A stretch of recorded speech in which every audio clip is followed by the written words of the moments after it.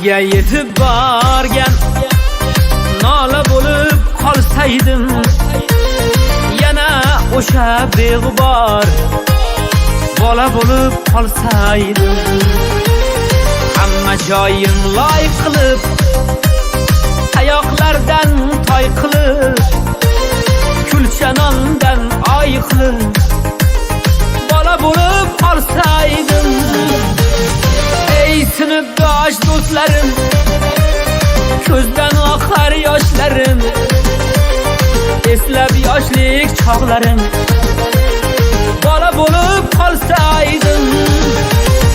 Ey sinfdosh do'stlarim, ko'zdan oqar yoshlarim, eslab yoshlik chog'larim bola bo'lib qolsaydim.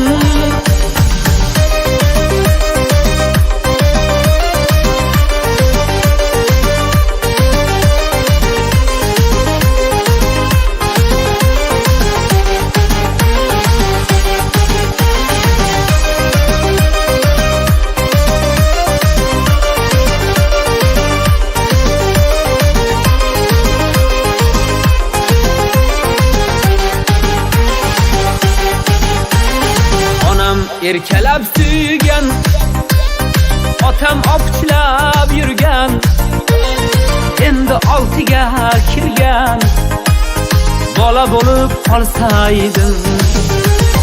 Hech bitmas dunyo g'ami, kim musofir yurtdami, sinfdoshlar esdami bola bo'lib qolsaydim. Bezdim dunyo ishidan, ham yolg'onchi kishidan, charchadim tashvishdan bola bo'lib qolsaydim.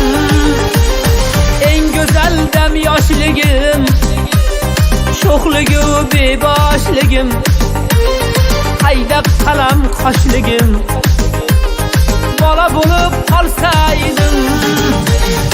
Ey sinfdosh do'stlarim, ko'zdan oqar yoshlarim, eslab yoshlik chog'larim bola bo'lib qolsaydim. Ey sinfdosh do'stlarim, ko'zdan oqar yoshlarim, eslab yoshlik chog'larim bola bo'lib qolsaydim.